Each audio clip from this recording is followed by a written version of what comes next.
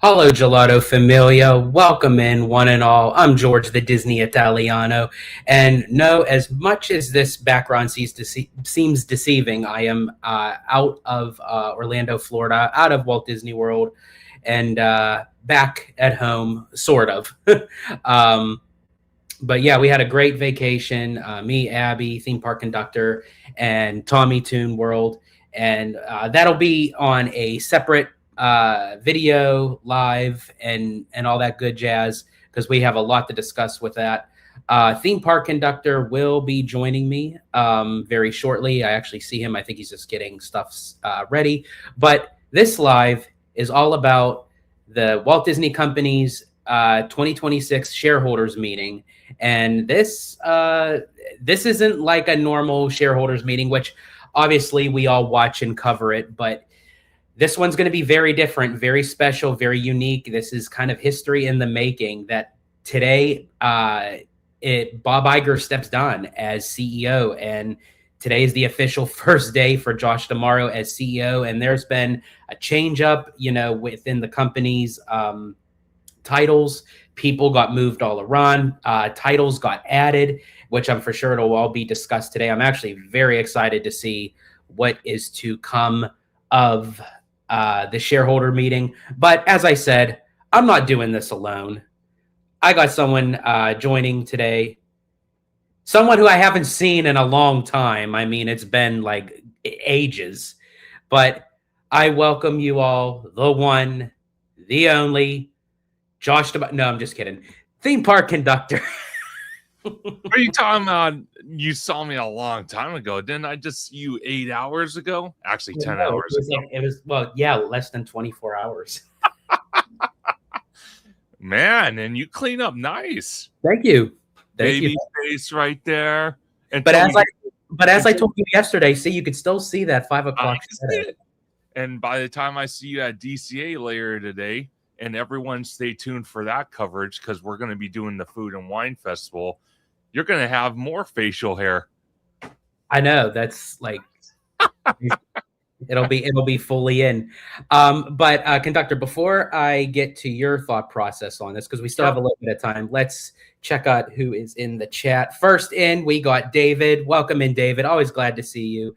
Vacation was well. We are back. But as I said, we will have lots of content on that. And actually, content is still going to be coming out from all three of our channels, mine, Conductors, and Tommy Tunes, because we recorded a lot. And YouTube and technology was not on our side for this trip. So we're going to try to get it up as quickly as we can. Also, too, for me and Conductors channels, definitely, this is like the perfect time to become members on our YouTube channel because we got all extra special coverage that is only exclusively for members. So I just wanted to throw that out there. We also got Giant Peter in the house, freshly shaven. Yeah, so as of like yesterday, it was freshly shaven. Let's see. Peter continues. He is back at Holo Gelato HQ, sort of.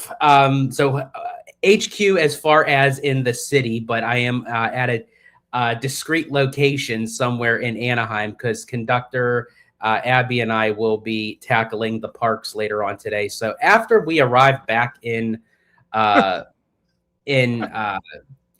County, I'm like, we're going to be there tomorrow. Like, so I just nonchalantly, you guys know me, spontaneously just booked a one night down here in Anaheim. So we are here. And we got Remy D. Welcome in. We got Alan. Always good to see Alan and Remy D. Absolutely. And of course, you have to have the holo with the gelato. Abby in the house. I want to give a big shout out to Abby because there were a lot of times during the trip. I will tell you this: me and George were goofing off, and Abby's just dealing with it. So she's a trooper. I could tell you that. Yes, I mean, she had like all three of us, like three fully grown men, acting like children for 2 weeks. I mean, that's a tough act. It is to handle. But yes, definitely. It was a lot of fun. I think we all had a great time. Absolutely. Then we have let's see, Brandon. I'm sorry. How do you say the whole thing? Because I'm like a little bit Actually, I figured it out. So it's Okay. Brandon, Lego, Uni Disney fan. Nice. I like it. Welcome in. And actually, Peter, it's funny that you said that because I actually told the guys this yesterday before we departed. It does actually. It feels weird. It does feel weird, not like after spending 2 weeks straight with them, to wake up and like not see them and not like do our daily activities in the parks and at the resort. So yeah, it's going to be kind of different, kind of getting back, to regular everyday life. Absolutely. Let's see who else we got here. And then Brandon says, "Growing men act like children." I love it. I'm autistic and a child at heart. Hey, you know what? Nothing wrong with that. I think honestly, when you have grown adults that act like children, I feel like it's very cleansing. It is. It is. It is the best of both worlds. Which I have to say, speaking of best of both worlds, I was kind of ticked off that D23 dropped the early premiere for Hannah Montana's 20th anniversary up in Bourbon. And it was free tickets. It was a first come, first served basis, which I probably wouldn't have got it, but I that's the one thing about D23 is like they don't make announcements until like they do it like very subtle, So apparently they dropped that when we were at Epcot for our second day. So oh wow. So I want to let everybody know. George made a wonderful point a couple minutes ago about the content.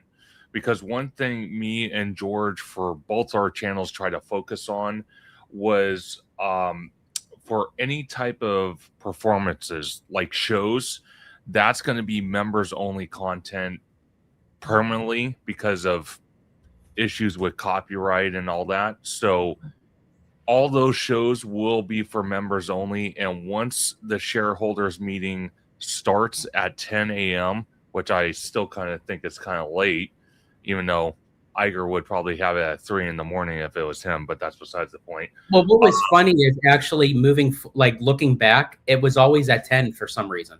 Really? Oh, yeah, even it was at 10.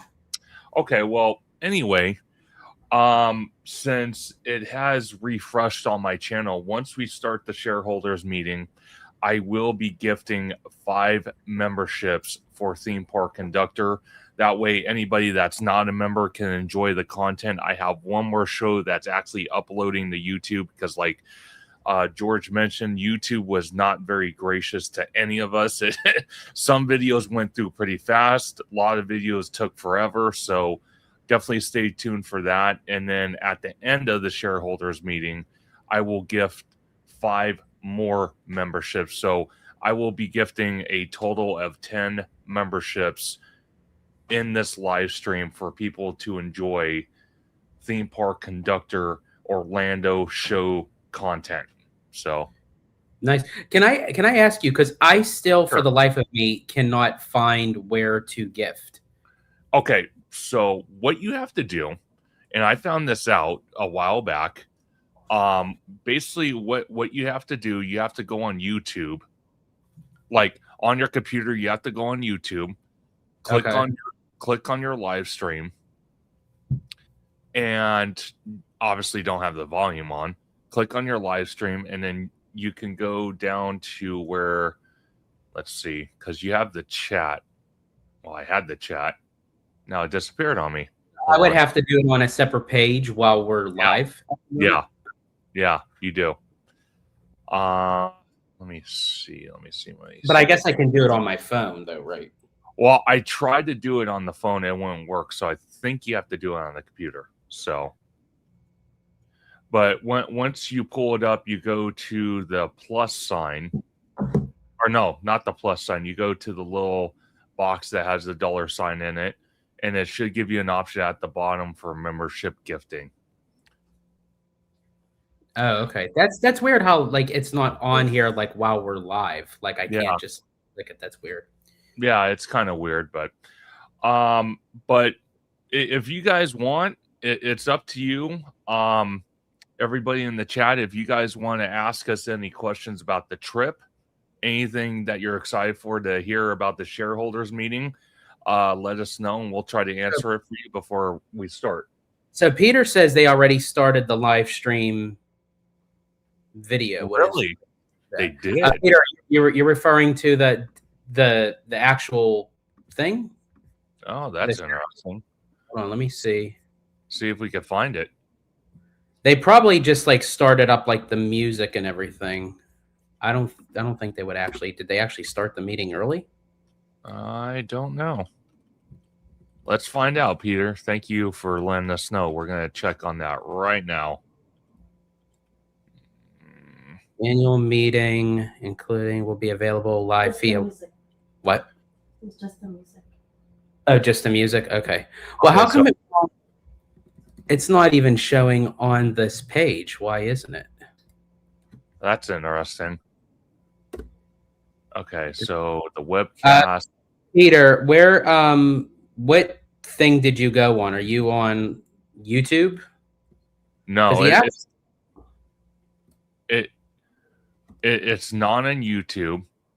It's I Googled it, George, and it's on that website where we went to for the other meeting they had. And if you go to the page, it says 2026 annual meeting of the shareholders webcast. And right below it where it says add to calendar, it says webcast. And if you click on that. Gotcha. That's where I missed it. Okay. Yeah, I had the page. Let me see if it still had the page. Does it? What is that? I think I might have to share because I think it probably clicked a different link. Yeah. Okay. So let me remove this. I'm gonna remove this. So it is live. It's just playing like little clips. It's just playing and music. So, but thank you, Peter, for letting us know. I appreciate it. Sure. There we go. Okay, now we should be good. But anybody want to ask any questions about the trip or what we can expect from this meeting? Because it's interesting to me. Because literally yesterday when I got home, George, and even on the way home from the airport, I was seeing news drop about Disney like crazy. Even when we were in Orlando, I saw news drop. Like a reopening date for Thunder Mountain, a reopening date for Buzz Lightyear. Yeah. You know, all this crazy stuff. And then Drew, the Disney dude, shout out to Drew. He actually posted a video on YouTube about the new Avengers attraction.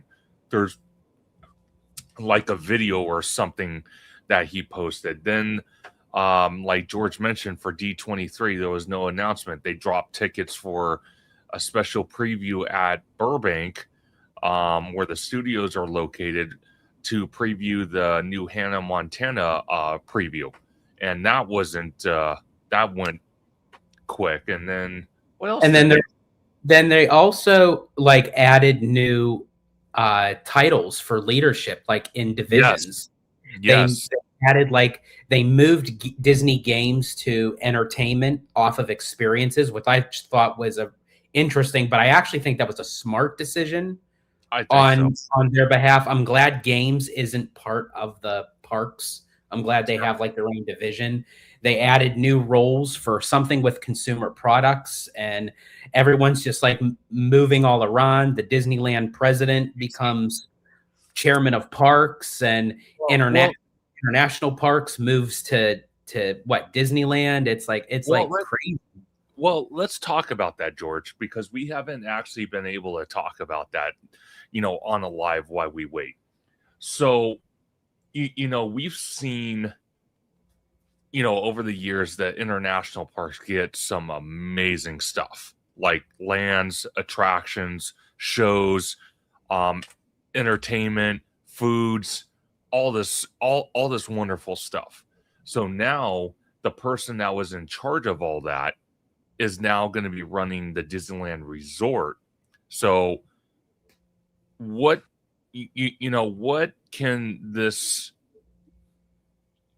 person that's taking over the Disneyland Resort, what could she bring to the table that's going to have some type of international influence but make it domestically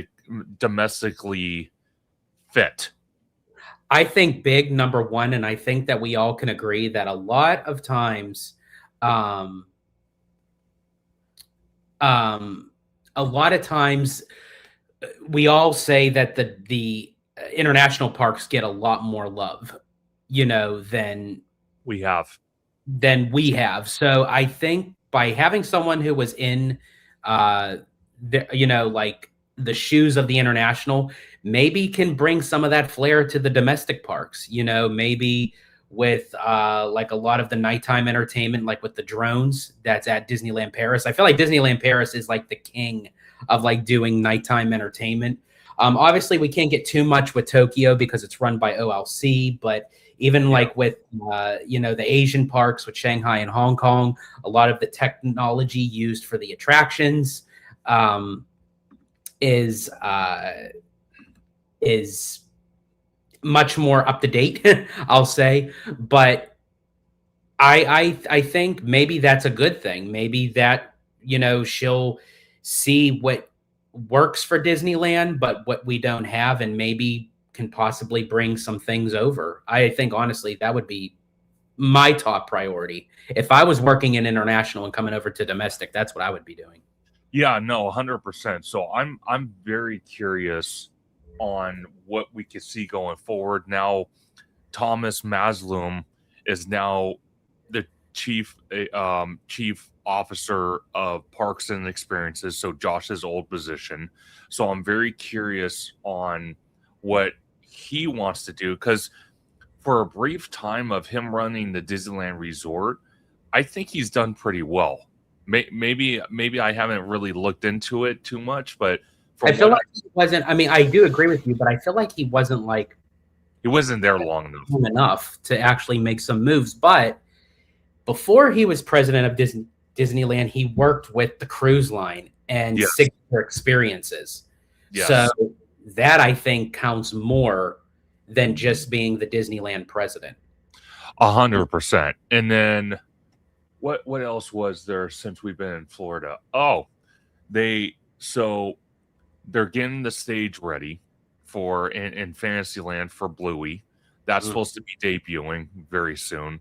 Then on the DCA side, where me, you, and Abby will be there later today, experiencing food and wine, and I can't wait. On the outside where they're building Coco, they finally cleared about 90% of the trees, bushes, and all that. So they're moving fast. Mm-hmm. Really and I think that, this is all prep and for when Josh steps in, because I feel like once he now wants everything under his watch. Everything now moving forward is going to be under his name.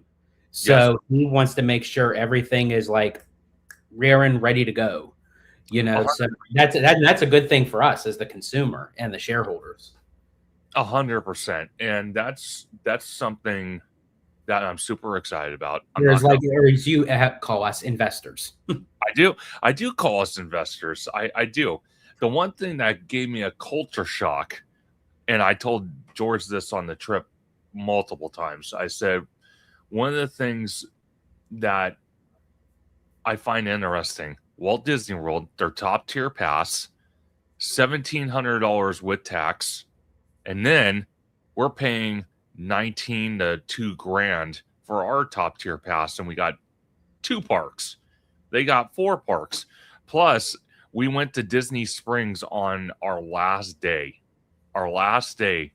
And I will tell you this, you're hearing it first from me. Disney Springs, I can literally spend 3 days there going restaurant to restaurant, eating, drinking, enjoying life. So many shops, so many experiences. I was mind blown. Like, I mean, we think of downtown Disney as something awesome and, vibrant. No, Disney Springs is like a whole nother level of entertainment. It was crazy. Yeah, it is. It's literally everything Disney on steroids. And let's see, we have Pika Max in. Welcome in. They say Paris hadn't got a new ride in the main parks since for 25 years. It took 8 years for opening just a lake and Frozen in the second park, and there is nothing else to do. I hope tomorrow will change that. Well, first off, welcome in, Pika Max. Great to have you in. What I do have to say about Paris is that for a long time, like when it was Euro Disney, when it first opened, there was a lot of issues with the French government. They did not want Disney there. They were appalled that a Disney park was up. They weren't a fan of it. They weren't a fan of Michael Eisner at the time. But I feel like since Disney took some of those reins back and turned it into Disneyland Paris, I feel like that they're starting to move upward. It is still going to take a little time, but as I said, I feel like Disneyland Paris knows how to do nighttime entertainment with like the drones and everything. The second park was the Walt Disney Studios park, which I agree with you needed major help. I mean, there was it was kind of like what DCA 1.0 was. But I feel like now that it's turned into a venture world, with now as you had mentioned, they added Frozen. They're revamping some of the lands that are, already there. They're getting the new Lion King, which Brandon mentioned. So I feel like in time, it'll start to flesh out where, Paris will become, as I said, it has seen a lot of like a revenue uptick over the years. So yes, no, I 100% agree. And one of the things I will mention is, George actually laughed it off while we're on the trip. It was funnier than hell, actually, because Tommy is all like, "You guys are ballers, man." So we are currently in active development, planning our next trip, which is next summer, to now go back to Walt Disney World and to experience my first ever, and I mean first ever, Disney cruise on the Treasure with the Holo Gelato crew. I cannot wait. And if you want to see like my total reaction throughout the entire trip, George has it on his channel because he made sure he wanted to capture that and have it like Oscar gold on his channel. So definitely go check that out, because it's not just my reaction, it's Tommy's reaction as well. And it was some really good stuff. Really awesome. Absolutely. And I was so glad that I was able to be a part of both you and Tommy's first time at Walt Disney World, at Universal Orlando. I'm just as hyped, for your first time on a Disney cruise. I think once you get on it, as I've seen many people do, they get bit by the Disney cruise bug. I know you've been on cruises before, but this is going to be your first Disney one. Yeah. I feel like, and I could be wrong, because, to each one's own, but I feel like once you do it one time, you're going to be like, oh, I have to go again. I have to go on another ship. I have to do another, location. I have to do a longer stay. I have to do it's like when we go on ours, it'll be my 12th Disney cruise. As you can see that I just I can't stand them. It's going to be 12 cruises, but but I really do think you will enjoy it for sure. Oh, by far. I can't wait. It's going to be fantastic regardless. I'm excited for it. And then we got plans even beyond that. Can you all believe that? So it's not even just next summer. Then comes 2028, which is going to be a massive year, because that's actually a big year. And even 27 still, because think about it, 27, we're going on the trip in summer. Then at some point they're going to open Avengers Campus, the expansion part for DCA. Then in 28, we got the Olympics. And then we get to see George and Abby finally tie the knot and get married. I can't wait for that. I'm going to be part of that, and I'm so blessed to be part of that. Then 29 or 2030, we might be doing another trip. And then 2031, we're going to go down to Walt Disney World again and probably stay another 2 weeks. because it's going to be the Diamond Celebration. And then once the Lion King attraction opens in Paris, we're going to meet Peter down in Paris. And I see in the comments, he's like, I want to experience Lion King before we get banned from George. Oh man! Yeah, honestly, I could take over Timon's spot, and I could put on the dragon do the hula. You know, God. so Oh God, I have no shame. But yeah, absolutely. And then we have the Universal UK Park, which I'm really hoping that they add somewhere along the line. Lord of the Rings needs to come to some Universal Park at some degree. I agree. You know, I mean, I would prefer that to go in Epic, because I really think the Lord of the Rings franchise is an epic franchise. But yeah, but again, that's down the line. And actually, as I said, that's going to be another big year, is 2031. Because as you mentioned, the Diamond Celebration for Walt Disney World, Disneyland Paris, and Universal UK. So it's like, yeah, there's just like a lot that's like, I remember I was talking to Conductor one night, and I was literally running everything down the line. And he was just like, not spazzing out, but he's like, oh my gosh, like, we got all this. It's like, oh yeah, like, even though that we're in 2026, like, I'm planning for 2031. I get my inner Disney in. So we got 3 minutes before the Shareholder. I'm just going to do a little tester just to make sure you guys can hear it. I'm going to hit play. Can you guys hear that? I can hear it. Perfect. That's awesome. You can actually mute it. Oh, there you go. Yeah. There we go. Okay.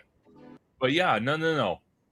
Everything, I have to say, everything that we did for the Universal side and Walt Disney World, I could not be more happy. We hit so many things. I'm not even kidding. So many things. It would make your head spin knowing how many things we did. It was crazy. It was insane. But I loved it. I did not have one disappointment besides the rain, but I knew that was coming. And I have to say, honestly, 5 days out of the 12, the 14, like, or 13, 14. I wasn't really that bad. And I think a couple of them, it rained for like 30 minutes and it stopped. I feel like that our biggest like rain days was Animal Kingdom. Yes. And probably I'd say Disney Springs. I think Disney Springs and Magic Kingdom were tied. Oh, I forgot about Magic Kingdom. Yeah. I would say Disney Springs and Magic Kingdom were tied. I think like our heaviest of rain was Animal Kingdom, which I said it before and I'll say it again. I don't know what it is. Every time I go to Animal Kingdom, no matter what day it is, what month, what year, it always rains. I don't know what it is. It always does. Crazy. Oh my gosh. Totally crazy. So we are probably less than a minute off, folks. This is it. As I said, this is history in the making. That we're going to hear. Hopefully we hear some good stuff, some interesting stuff. I'm very curious to see how Josh tackles this as far as like when asked questions, because this is going to be very telling. And we got the Rogue attraction in the house. Welcome in, Rogue. Animal Kingdom is the worst park for rain too. It is, because it becomes like very muggy, you know, especially with all like the plants and the trees and everything. And it's so big that you have to run from one spot to the other just to take cover. Well, Rogue, I will tell you this. Okay, so I don't know if you've ever been to Animal Kingdom, Rogue, but I will tell you, because I don't know if you guys can see this behind me. I still can't figure out how to close his mouth, but I'll work on that. But, you know, let's see. Hold on. There we go. I had to get the Banshees. So today's presentation may include forward-looking statements that we make pursuant to the safe harbor provisions of the Private Securities Litigation Reform Act of 1995. These forward-looking statements, including regarding the company's future business plans, prospects, and financial performance, are not historical in nature and are based on management's assumptions regarding the future and are subject to change. Additional information concerning factors and risks that could cause results to differ from those in the forward-looking statements are set forth in the company's filings with the Securities and Exchange Commission, including the company's most recent. Wow, she's really going to read that whole thing. Yeah. Well, meanwhile, So when he says he's been there, so going over the bridge, satisfaction in developing ideas into realities which become a part of Disney. All the films, television shows, the songs, and of course, the theme parks. And each year, there's always something new to enjoy. This is the best day of my life. The strength of the ancestors is here. Yeah, it's real. This is incredible! Being a part of something so extraordinary just feels right. This is the place to be. Our story has just begun. First we were playing, and then the world started changing. Hi there, I'm Lilypad. We're gonna need backup. We're really excited to update the Millennium Falcon attraction with the characters Mandalorian and Grogu. You ready for an adventure? Welcome to the most magical showcase on Earth. The things that we make have lasting impact on so many people. I'm putting together a team. I'm in. You got me so excited. This is beautiful. Showtime! We're building something that we haven't done before. You actually get to live these iconic moments. We put this into this. Yes, yes. This into this. This into this. This into this. This into this. Whoa, you guys, this is like Avatar. This is nothing like Avatar. There's magic in the eras. Coming in hot. Let's go! Caught for the touchdown. This is the most special moment of my life. It's about seeing where you're going in your mind, knowing where you are from knowing where you've been. Because you never know where you might be headed next.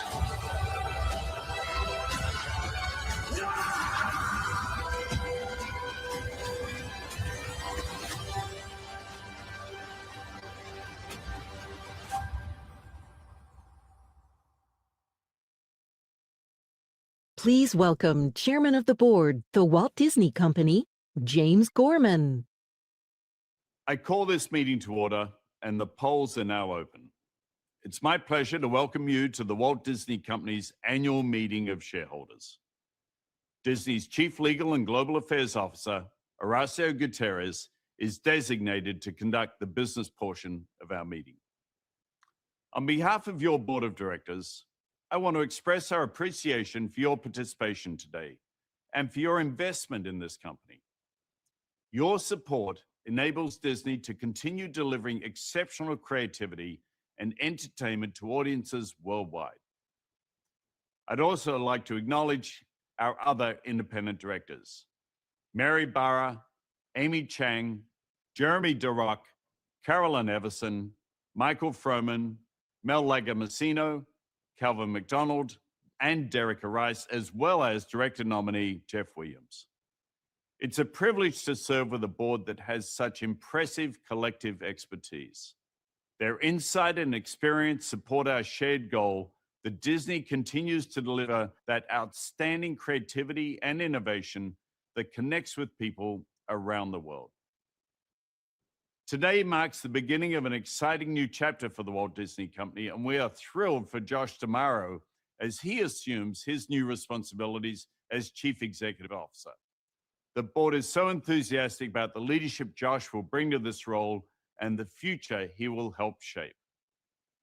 He understands this company at its core and is exceptionally well positioned to lead it in this next chapter of creative excellence and innovation. I want to acknowledge Disney's exceptional management team, including the company's first ever President and Chief Creative Officer, Dana Walden, as well as the many dedicated employees and cast members around the world. Finally, on behalf of the entire board, I want to express our deep gratitude to Bob Iger for his many years of extraordinary service as CEO.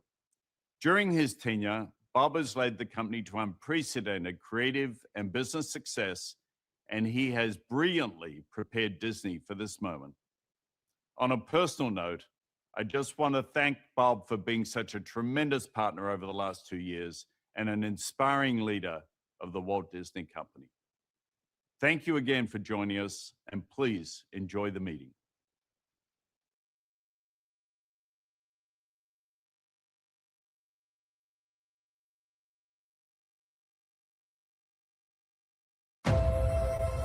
Storytelling is what drives this company. It's not about how much we create. It's about creating things that are great. Robert Iger has been named CEO of the Walt Disney Company. Looking back, it's an odyssey of sorts. Disney has purchased Pixar. We think we got something pretty good going here. The places I've been. A deal announced today that merges Mickey Mouse with Marvel Entertainment. Excelsior! And the things I've seen. Star Wars is now officially part of Disney. It was a perfect match of what our two companies are. The things I've been able to do. Breaking news, the blockbuster Disney deal buying 21st Century Fox. Let's go. Disney shatters the annual box office record. $7 billion movies in 2019 alone. Disney's new streaming service makes its debut today. One day at a time. Welcome to the new California adventure. Galaxy's Edge is now open. One job at a time. It's opening day for Shanghai Disneyland. It just happened so fast. I guess the rest is history. Come on! Punch it! I think that success magnifies who you are. Bob Iger, he was honored last night by the Ad Council, receiving the organization's award for public service. It's not about business, it's about being good citizens of the world. To care as much as he does and to have as big a heart as he does, people's lives are improving because of the choices that he makes. A core tenet of ours is to create change, not just to sit back and watch it happen. It takes patience and a lot of talent. And borrowing from one of Walt's greatest strengths, it takes courage. And today, we have plenty of it. What is the thing that when you are in your quietest moment, you are most grateful for? What I've come to realize and appreciate just what a privilege it is to work in this business for this company. Good evening, I am Bob Iger. If I were to learn one lesson, the lesson would be enjoy what you do, love what you do, because you won't do it well unless you do. Where do you go from here? To Disneyland.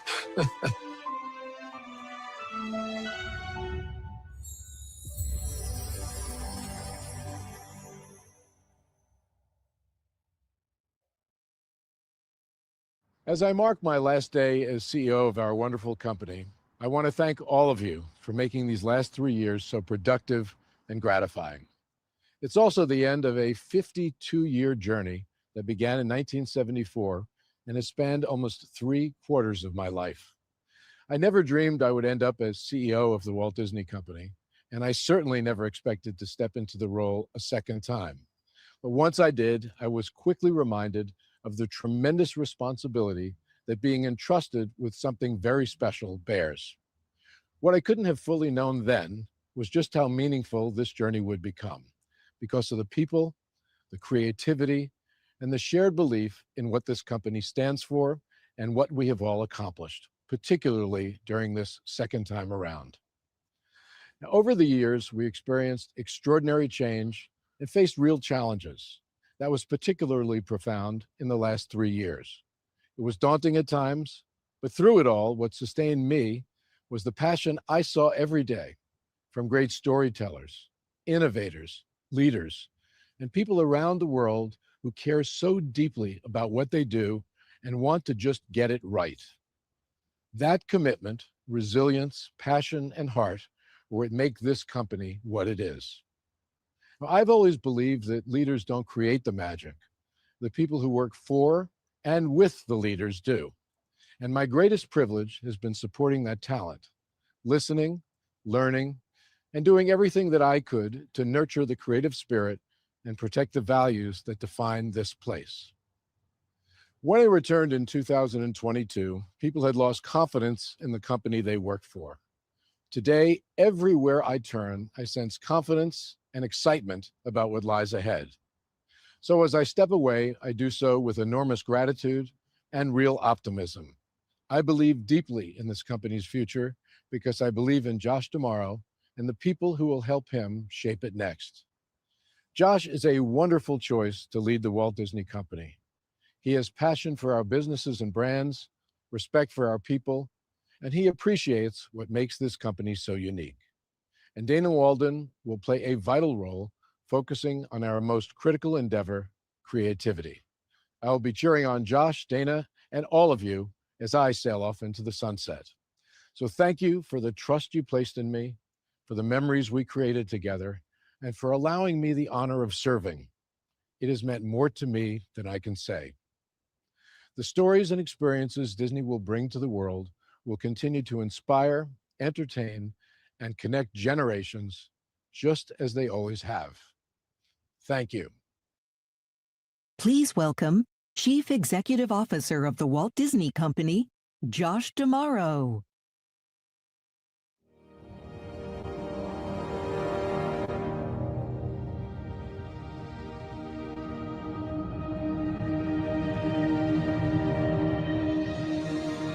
Bob, on behalf of our employees, cast members, shareholders, and fans around the world, thank you so much for your tremendous leadership, your steadfast support, and your countless contributions to the Walt Disney Company. You set an incredible example for all of us. And personally, I can't thank you enough for your mentorship and friendship through the years. You will be missed. Like so many of you, my connection to Disney goes back to my childhood, long before I began my career here. I grew up in a Disney family. We watched The Wonderful World of Disney on Sunday nights. I was 10 years old when my family visited Disneyland for the first time. So as I stand next to the old animation building where Walt and his team brought so many of our beloved stories and characters to life, I'm deeply honored and profoundly grateful for the opportunity to lead this remarkable company. Disney has always been a place of imagination, innovation, and infinite potential, bringing human creativity together with cutting-edge technology to create unforgettable storytelling experiences. And very early on, Walt was thinking beyond the screen, from movies, music, and television, to merchandise, publishing, and theme parks. That vision has grown to encompass sports, news, games, streaming, cruise ships, hotels, and so much more. All of our businesses reinforce and amplify one another. At the center of the Walt Disney Company is an extraordinary connection we have with our fans, a relationship built over generations through the stories and characters that people carry with them throughout their lives. There's nothing quite like it. And all these years later, that connection has never been more relevant or more powerful than it is today. It remains our greatest competitive advantage. No one else has the ability to do this at the scale, quality, and global reach that Disney can. Simply put, while others in our industry are consolidating just to compete, are struggling to be relevant in a fragmented and disrupted world, Disney's in a category of one, poised to accelerate into our next era of innovation and growth. And this next chapter will be driven by staying focused on world-class creativity, enhanced by technology, bringing unforgettable stories to audiences wherever they are.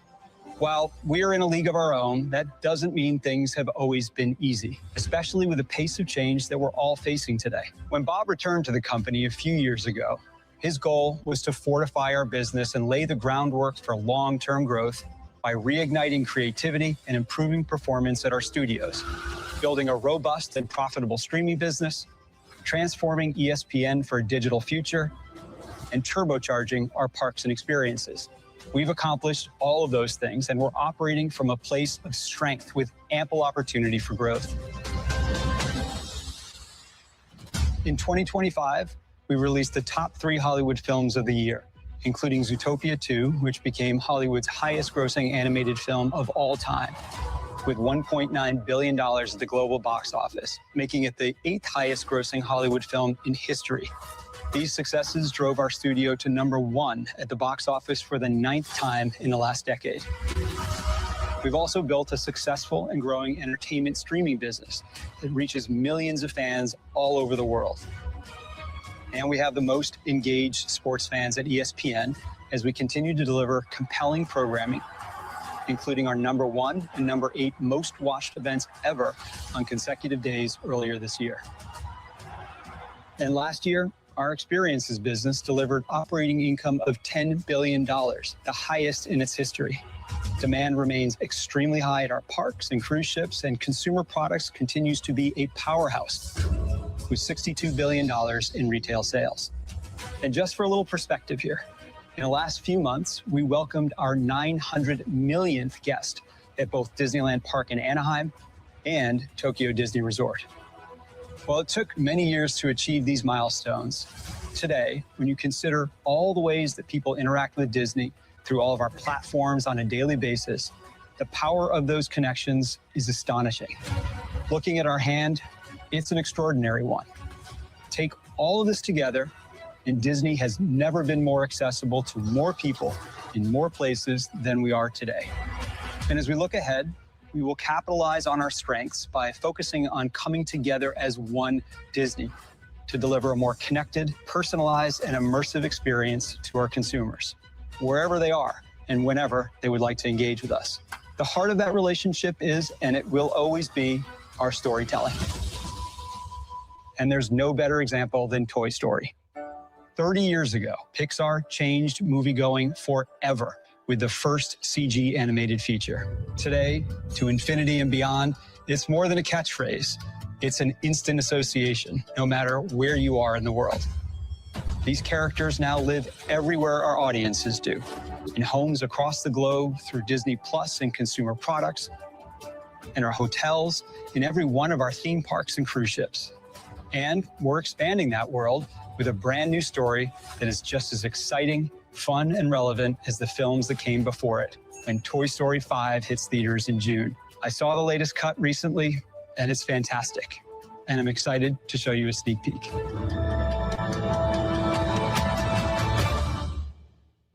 Now, I'm going to have some words with this lily pad and let her know how things are run around here. Try to stay calm, Jesse. Buzz, you know me. I'm the definition of calm. That's not going to work.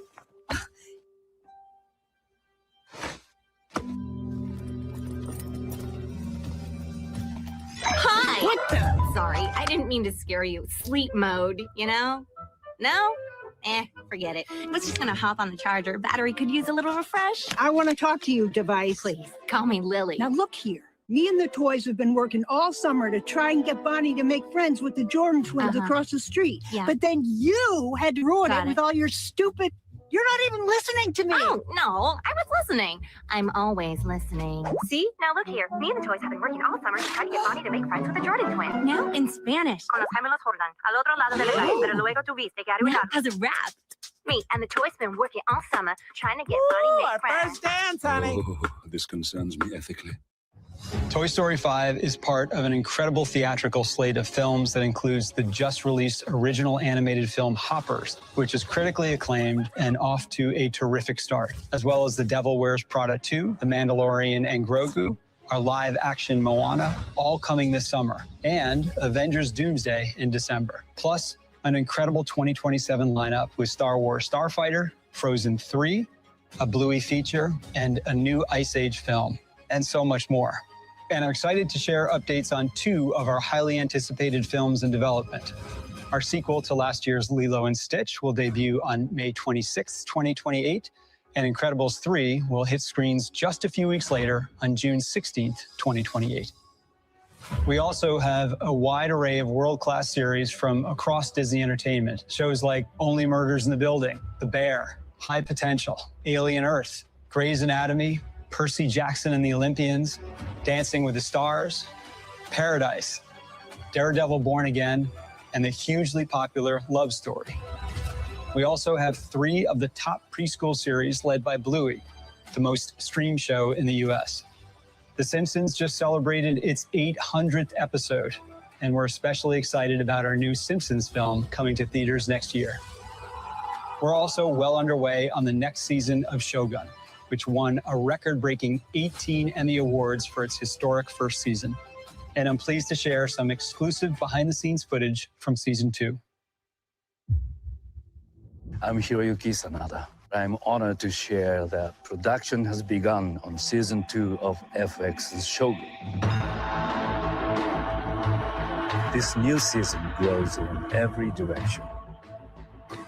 Story, scale, emotion. What we are creating is something you've never seen before.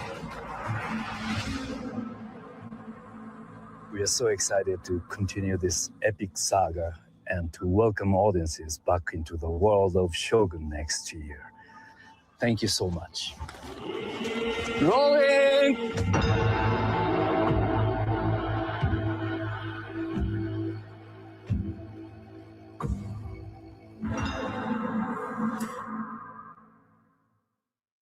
These stories power our streaming business, which provides direct and continuous engagement with our consumers. Disney Plus will continue to evolve beyond a traditional streaming service to become the digital centerpiece of our company. A portal that connects our stories, experiences, games, films, and more in entirely new ways. And we're working to quickly bring Disney Plus and Hulu into a unified experience later this year that will drive even more value for subscribers and for our business. We also have a huge opportunity to grow internationally. We've been investing smartly and strategically to build this business, and in a little over a year, we've released 7 of our most viewed international originals ever, including the international Emmy-winning Rivals and breakout hit Battle of Fates. When you add ESPN to the mix, it becomes a grand slam for consumers. ESPN is an indispensable daily touchpoint for millions of sports fans, myself included. In fact, in an average month, we reach around 80% of adults in the US. Our sports portfolio is unmatched, and we continue to add key events and partners, including our recent collaborations with the NFL and MLB. And we'll reach new heights next year when ESPN broadcasts the Super Bowl for the very first time, something we'll be bringing the full force of the Walt Disney Company to in a way that only we can. The power of Disney comes full circle at Disney Experiences. There's a reason this business is such a strong and consistent driver for the company. Built on our unparalleled storytelling and decades of creative innovation and operational excellence, Disney has continually raised the bar for what experiences can be, and it's always evolving. All around the world, we're building new adventures and expanding capacity to welcome more families into our uniquely Disney experiences, driven by the largest capital investment plan in Disney Experiences history. It's already bringing new lands to our parks and new parks to our world. Later this month, we'll unveil a new Frozen Land in Paris. We're doubling the size of Avengers Campus at Disney California Adventure, building a Villains Land at Magic Kingdom, and planning our first new park in a decade in a brand new corner of the world. And we continue to expand our award-winning Disney Cruise Line fleet. I was just in Singapore for the launch of the Disney Adventure, which is our very first ship based in Asia. It is stunning, and I'm so excited for our guests to experience it. We have 5 more ships on the way, and today I'm excited to announce the name of our 9th ship, the Disney Believe. Underpinning all of this is technology. We've never shied away from the latest innovations, and in many cases, we're the ones pushing the envelope because we know technology acts as an amplifier for our stories, our experiences, and the emotional connection audiences have with our brand. That's why we've partnered with Epic Games to bring a transformative new entertainment experience to Fortnite and connect it to our broader ecosystem. I just reviewed some of the progress on the worlds that we're building, and I was blown away by the possibilities. We'll continue to develop and embrace new technologies to empower our storytellers, but never at the expense of our characters and worlds, our creative partners, or the trust people place in us. Because Disney, at its core, is a company that celebrates human creativity. There's a door on Main Street in Disneyland. It's on your right as you're walking toward the castle. The door is labeled Casting Agency. And the quote on the door is from Walt. It says, "It takes people to make the dream a reality." This couldn't be more true for a company like ours. We have the most creative, most passionate, dedicated people, and it's because of our people that we'll continue to create stories and experiences that our fans carry with them for a lifetime. One of the most profound ways we see this coming to life is through our ongoing work with children's hospitals, veterans and military families, and the various community organizations we have the honor to engage with. We're especially proud of our work with Make-A-Wish. Disney is the largest wish granter in the world, granting a wish every hour of every single day. Our stories bring joy and hope and inspiration to millions around the world, and that's a privilege that we take very seriously. That's why we'll continue to come together as one team, building on the strengths I've highlighted today to carry Disney's enduring legacy forward and write the next chapter of this incredible story. As I officially step into this role with an incredible team at my side, I'm truly excited about the road ahead, and I have absolute confidence in our ability to deliver high-quality, experiential storytelling that stands head and shoulders above the rest. I want to thank Bob Iger once more. He set a standard for creativity, integrity, and ambition that will continue to guide all of us. We are deeply grateful for everything that he's done. And of course, my thanks go out to all of our fans around the world. As some of you may know, I love talking to guests and fans and hearing all of your stories. Whether you love our movies, shows, parks, ships, games, books, music, the list goes on and on. You are the reason that we do what we do. And to our shareholders, on behalf of everyone at Disney, thank you for joining us today, and thank you for your continued belief and investment in this one-of-a-kind company. Please welcome Senior Executive Vice President, Chief Legal and Global Affairs Officer of the Walt Disney Company, Horacio Gutierrez. Today's meeting is being conducted in conformity with the laws of Delaware and the company's charter and bylaws. Today is March 18, 2026, and James Gorman opened the polls on all matters at 10:03 a.m. Pacific time. If you have already voted by proxy, you don't need to vote again now. For those in attendance on the virtual meeting website, if you haven't voted, or if you want to change your vote, you may do that during this meeting by clicking Vote Here on the virtual meeting website and following the instructions there. Please note that you must submit any vote by ballot before the polls close at today's meeting in order for your vote to be counted. The rules of conduct for the meeting have been posted on the virtual meeting website, and I would ask that everyone please respect the rules. The notice of this meeting was distributed to shareholders of record as of the record date. We note that a shareholder proposal included as Proposal 5 in our notice has since been withdrawn by the proponent and therefore will not be presented or voted on at this meeting, nor will any votes cast on the proposal be tabulated or reported. As a result, we have 6 items on the agenda today, including 3 shareholder proposals. I will introduce each of the first 3 items, and shareholder representatives will present each of the shareholder proposals. Then the polls will close, and we will hear a preliminary report from the Inspector of Election and adjourn the business portion of the meeting. The Inspector of Election, Jason Graham of First Coast Results, Inc., has signed an oath of Inspector of Election and is present today at this meeting. I would now like to ask Mr. Graham to report on the number of outstanding shares entitled to vote that are present today in person or by proxy. Thank you, Mr. Gutierrez. As of the close of business on January 20th, 2026, the record date for this meeting, there were 1,773,386,947 shares of common stock outstanding, each of which is entitled to 1 vote. There are at least 904,427,343 shares of common stock represented by proxy at this meeting, which represents at least 51% of the total number of shares entitled to vote. Thank you. Based on this report, I declare that a quorum is present and that this meeting is qualified to proceed.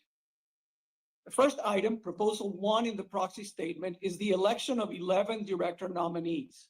Each director holds office for a term of 1 year. The company has nominated the following 11 director nominees for election at this meeting: Mary Barra, Amy Chang, Jeremy DeRock, Carolyn Everson, Michael Froman, James Gorman, Bob Iger, Mel Lagomasino, Calvin McDonald, Derica Rice, and Jeff Williams. All of the company's nominees have been duly nominated. The board recommends a vote for the election of the 11 director nominees. The next item, Proposal 2 in the proxy statement, is ratification of the appointment of PricewaterhouseCoopers LLP as the company's independent registered public accountants for the current fiscal year, as recommended by the Audit Committee of the Board of Directors. Bob Swartz and Wilson Matheson, representatives of PricewaterhouseCoopers, are here today to respond to any questions. The board recommends a vote for the ratification of the appointment of PricewaterhouseCoopers as the company's independent registered public accountants for fiscal 2026. The next item, Proposal 3 in the proxy statement, is the advisory vote on executive compensation. We are seeking advisory shareholder approval for the compensation of our named executive officers, and the board recommends a vote for this proposal. The next item, Proposal 4 in the proxy statement, is a shareholder proposal by Dana Tuggle. The full text of the proposal is set forth in the proxy statement. Dana Tuggle will now present the proposal. Operator, please proceed with the statement by Dana Tuggle at this time. Hello, my name is Dana Tuggle, and I'm here to present Proposal 4. I'm a longtime Disney shareholder and have visited the parks for years with family and friends. I love this company, and I want to see it focus on creating great experiences for future generations of kids. Not let policies get pulled off course by politics. That's why I brought this proposal. Disney's gift match policies should be politically and socially neutral. They shouldn't recommend or restrict charities based on their religion or viewpoint. We want to know, for example, whether Disney favors groups such as the Human Rights Campaign, but subjects conservative organizations like Turning Point USA and Family Research Council to extra scrutiny to be eligible for charitable matching. Instead of answering, the companies closed the doors of the Magic Castle. They told us that their employee match program has terms and conditions and other things with no further details. Sorry, but that's just not enough. I love Disney and the many happy moments it's provided me and my family and friends for decades. The way it's dodging questions on this issue isn't in keeping with that. Let's get Disney away from biased corporate policies and back to creating more of those happy moments. Choosing political neutrality is how to do that. Thank you so much for your time. The Board of Directors has recommended a vote against this proposal for the reasons set out in the proxy statement. The next item, Proposal 6 in the proxy statement, is a shareholder proposal by the National League and Policy Center. The full text of the proposal is set forth in the proxy statement. Luke Perlot will now present the proposal. Operator, please proceed with the statement by Luke Perlot at this time. Good morning. I urge shareholders to vote for Proposal 6, which asks Disney's board to adopt cumulative voting for director elections. Disney's board says that this would allow special interests to override the broader goals of the company. But Disney has already shown what the current winner-take-all system produces. In 2024, Nelson Peltz received about 31% of votes cast for a board seat, yet shareholders elected Disney's full slate of 12 directors anyway. That's 31% of shares, a 31% economic stake, but 0 board seats. If cumulative voting had been in place back then, those shareholders could have concentrated their shares and very likely earned a seat at the table. Disney also complains that cumulative voting could undermine a cohesive board, and that's the point. Under today's rules, a simple majority can effectively elect 100% of the board, and even a large minority can be dismissed as just noise, unless they can fund an expensive proxy fight. Even then, their success is almost impossible. So is that cohesion, or is that managerial capture? Cumulative voting lets owners concentrate votes so that a meaningful minority can translate economic ownership into real boardroom representation. Corporate governance should be designed for the real world. The board should represent the will of all its shareholders, not just a simple majority. Cumulative voting is a modest structural check that solves the problem of managerial capture that has persisted at Disney in recent years. For these reasons, I urge shareholders to vote for Proposal 6. Thank you. The Board of Directors has recommended a vote against this proposal for the reasons set out in the proxy statement. The next item, Proposal 7 in the proxy statement, is a shareholder proposal by Eric G. Paul. The full text of the proposal is set forth in the proxy statement. Eric Paul will now present the proposal.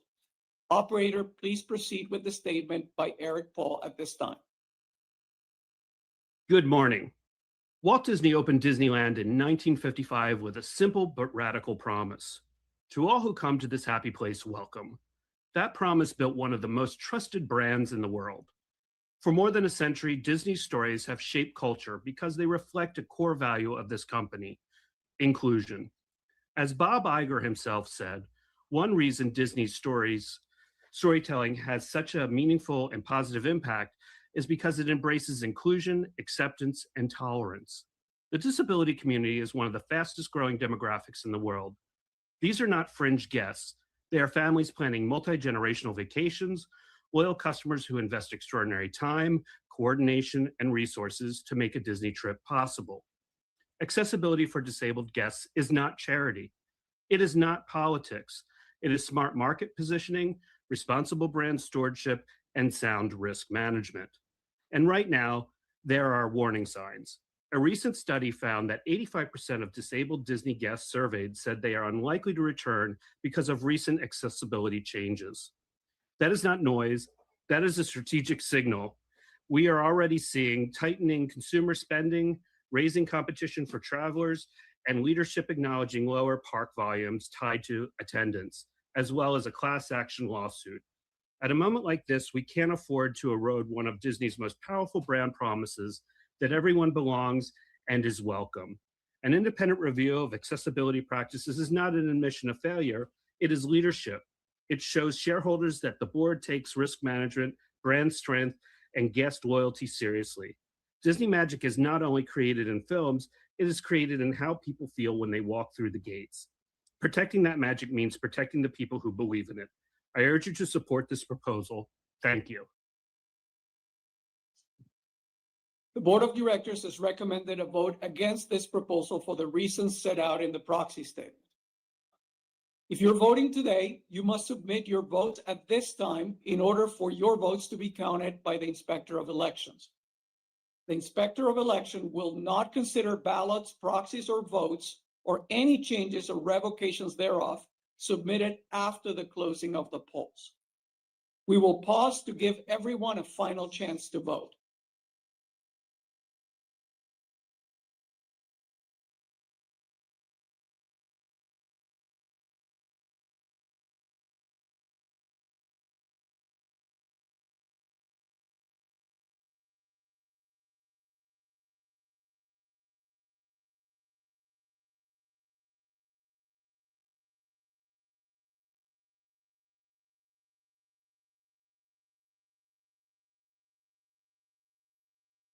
It is now 10:40 a.m. Pacific time, and the polls for each matter to be voted on at this meeting are now closed.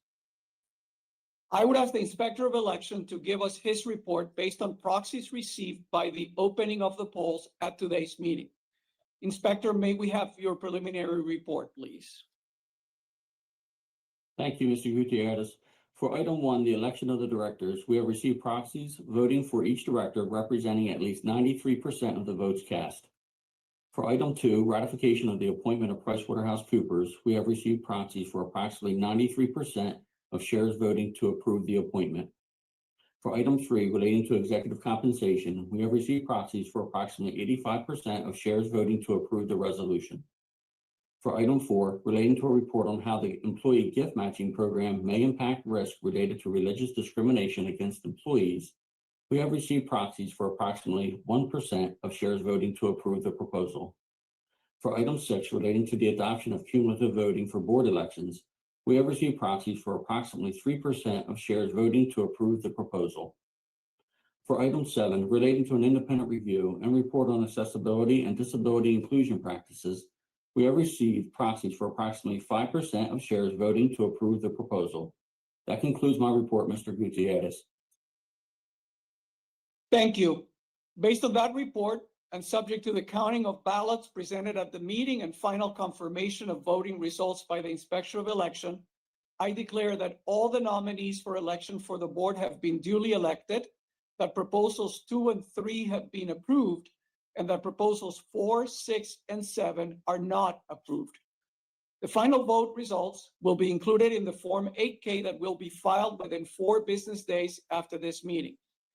That concludes the business portion of the meeting. We'll now begin the question and answer portion of our meeting. Would you consider changing the Pixar short movies in the Journey to Imagination Pavilion in Epcot? The same movies have been playing there for many years. Oh, that's a great way to start this off. It's a really good question. Listen, first, I am a huge fan of the Pixar shorts. I think it's pretty incredible how the talented folks at Pixar are so good at conveying powerful stories and emotion, and they do it in such a short amount of time. One of my favorites is Bao. I don't know if you've all had a chance to see it, but if not, I'd recommend going to check that one out. Like I said, it's a great question. It's an interesting idea, but right now we don't have any plans to bring new shorts to Journey of Imagination. But again, good question. So let's move to the next one. Disney's parks and experiences clearly benefit from strong IP. How are the company's creative teams balancing their focus on creating new franchises versus sequels? What changes, if any, are being made to the creative process to encourage more breakout success from new IP? Okay, that's another great question. I'm sure that some have heard me say this before. You know, I think our creative teams are absolutely best in class, and they're always thinking about ways to extend stories that our fans have these deep connections with. Stories like Toy Story or Moana, Inside Out. And at the same time, these teams, they're constantly developing original ideas that they have the potential to become the next beloved, possibly the next enduring Disney franchise. And I think they do a really nice job of balancing these two things. It's interesting. Hoppers is actually a great example of this. That film is doing really well right now. In fact, 2 weeks ago, when the film opened, it opened at #1. It is the biggest global debut for an original animated film since Coco, and that was back in 2017. And the film's, it's also been widely praised by critics and audiences. But you know, what really differentiates Disney is what happens after a great story's created. And this is when our stories start to move across the entire company. Everything that we create, that could be a film, a series, an experience at one of our parks, could be a game, could be a consumer product. Each of these are amplified and reinforced across the whole Disney network. It's pretty unique. It's pretty powerful, actually. So, for example, a story, when it's brand new or an extension of an existing franchise, it might begin as a film or a series, but it could also become an experience in our parks. It could become a game. It could be a product that families decide to bring into their homes. But essentially, the stories, all of them, they'll seamlessly move across our platforms. And if you think about how fandom and the consumer experience landscape is shifting, audiences have more choices than they ever have before, and they expect that their favorite brands and stories will travel with them wherever they decide to spend their time. And I think this is what Disney does better than anyone else. We have the strongest collection of stories and franchises anywhere, and we have so many compelling ways for audiences to engage with them. And one thing for sure, you'll see us continue to evolve in this way: more stories, existing ones and new ones, and more places where fans spend their time. I think it's really exciting. So a great question. Thanks for asking that one. Let's move to the next one. Where can I find information on the professional backgrounds of current board members? Well, thanks for the question. First, we're really proud of our board. All of their professional backgrounds and other pertinent information about our directors, that can all be found on our proxy statement. You can also find it on our company website. And another note here, our board is committed to refreshment, and we have a thoughtful process that we use to identify the best director candidates that we think would be additive to the board. You can see this commitment in the fact that if you go back to 2021, since then, we've had 6 new non-management directors join the board. And the average tenure of independent directors, it's around 5 years. And most recently, the board nominated Jeff Williams, and we think that he'll bring a deep leadership perspective in a number of areas that are aligned with our strategy. So good question. Let's move to the next one. The Walt Disney Company is the result of Walt Disney's ideas, creativity, struggles, and pursuit of newness and imagination. How are you considering his legacy and ideals and incorporating his principles into the company's future? This is a good one, and this is actually something that's really important to me. Walt, he created this company around a very simple, but I think a really powerful idea that great storytelling and creativity, they can actually bring people together and create experiences that stay with them for their whole life. And I love it. I love that idea and that philosophy. It still guides us in everything that we do at the company today. And when I think back about Walt's legacy, and I do this a lot, actually, I think about Walt's legacy a lot. I think less about preserving something from the past and more about carrying forward the innovative spirit that defined him. And quite frankly, it's defined the company now for more than 100 years. Walt, he was incredibly optimistic about the future. He embraced new technology. He took a lot of creative risks. He was always pushing his team to imagine what was possible rather than just what was comfortable. And that mindset, it's still very much part of our culture today. And you can see it across the entire Walt Disney Company. You see it everywhere, whether it's a filmmaker or our Imagineers, in our game development, or our teams that are building new digital experiences. We're continuing to bring together human creativity and new technology to tell stories for fans in ways that Walt could probably only imagine at the time. And I know that he would be proud of today. Of course, as we continue to innovate, I and the whole team around me, we feel that tremendous responsibility to never compromise on what makes Disney so special. Our brand is one that's always stood for quality, it stood for creativity and storytelling that can endure right across generations. And as we look ahead, the goal is to make sure that we're honoring that legacy while continuing to evolve, just as Walt himself always did. So yeah, I think it's a great question. Again, something that's important to me. Thanks for asking. We'll move on to the next question now. How is Disney leveraging artificial intelligence to strengthen its position within the industry? Okay, well, it's probably not a complete discussion these days if we don't talk about AI at least a little bit. So technologies, it's always played an important role in Disney's history. We've been at the forefront of innovation for more than 100 years now, and this is a company of creators, of innovators, and of course we understand that our willingness and passion in terms of embracing new technologies, it's been completely key to our success. And when you look across our company today, we're using AI and machine learning in a variety of ways across the company. And we're doing this to enable creators and creativity, to develop and improve products and experiences, and to drive business productivity and efficiency in everything that we do. And we've been doing this for some time.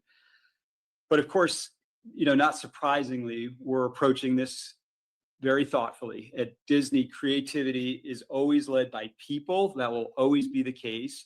Our goal with AI is to empower human creativity and not replace it. We want to give artists and filmmakers and designers better tools so that they can focus on what they do best. It's a really important question. I'm glad you asked it. So thank you for that. Now we can move on to the next question. How does Disney Experiences balance revenue growth from ticket pricing and attendance with maintaining positive guest satisfaction? Thanks. That is an important question. I guess I'd start with the fact that I know that a Disney park visit, it's a meaningful investment for families that visit us. And our goal is for every single guest to feel that their experience is worth it. Basically, we want this experience to be the best day of a guest's life. And we're always measuring our success here. So for example, we look at things like guest experience ratings and a guest's intent to return after they've visited us. And these metrics are both very high across all of our parks. When it comes to how we think about pricing, what we try to do is focus on offering a wide range of options and different price points so that families can visit in ways that work for them, whether that's during a value season or maybe taking advantage of multi-day ticket savings, or even taking advantage of special offers that we introduce from time to time. In fact, we have one of those special offers available right now at Disneyland. It's a kids ticket offer, and with this offer, kids can visit Disneyland for $50 a day, which is pretty good. And we also have a kids free dining promotion with some packages at Walt Disney World. So what we try to do is provide a fair amount of choice and flexibility for our guests, while at the same time making sure that we're managing daily attendance and overall experience. So again, a really good and important question. I appreciate you asking that one. So now we can move on to the next question. What guides the company's capital allocation decisions around growth versus maintenance investments, dividends, share buybacks, and M&A? Thanks for the question.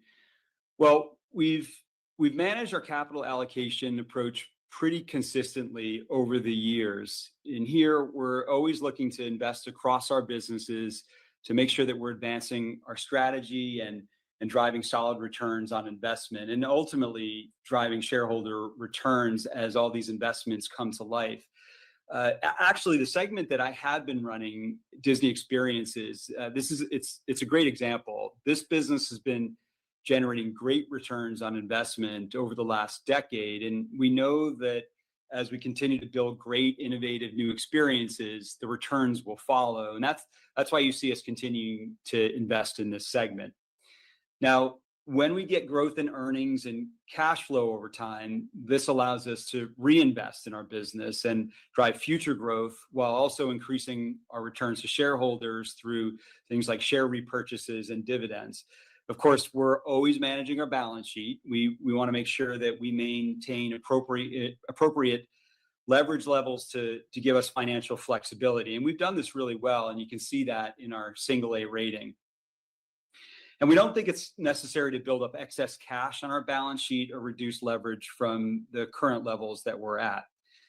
So when we take this overall approach, it then drives our thinking around the level of share repurchase that we might make in a given year. And this informed our fiscal 26 guide to buy back $7 billion of shares this year. And this is double the amount that we repurchased in fiscal 25. Finally, I'll touch on M&A here. We believe that we're really well positioned and that we have a great hand.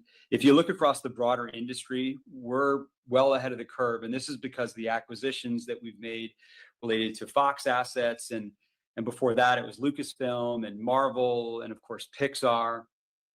And then we're going to continue to create our own IP. And of course, we've got an unbelievable bedrock of stories to grow from. So while we're always looking at the landscape and assessing opportunities, we feel really good about where we stand right now. So thanks for the question, and we can move on to the next one now. Would Disney consider restructuring the Disability Access Service program to ensure it benefits everyone who needs it? Okay, I'll address that question. And I'll start with the fact that we know that accessibility is deeply personal. And for many families, our services for guests with disabilities, they make it possible to enjoy our parks together. And creating a welcoming and inclusive environment for all guests, especially those with disabilities, it's foundational to who we are. The current approach that we have with our disability access service, it reflects really extensive work that we've done with accessibility experts and medical professionals, all in an effort to better understand individual needs and then really thoughtfully match guests with the right levels of support. It's important to us that we have individual conversations with families and that we have a broad range of accommodations that our cast members can recommend through these individual conversations.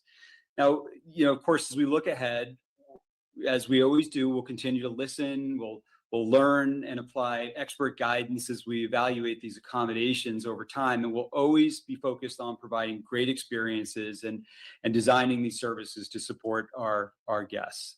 Thanks for asking the question. Let's go to the next one now. Disney has a vast library of classic content to mine. While each title may not individually generate blockbuster revenue, the cumulative effect could be beneficial.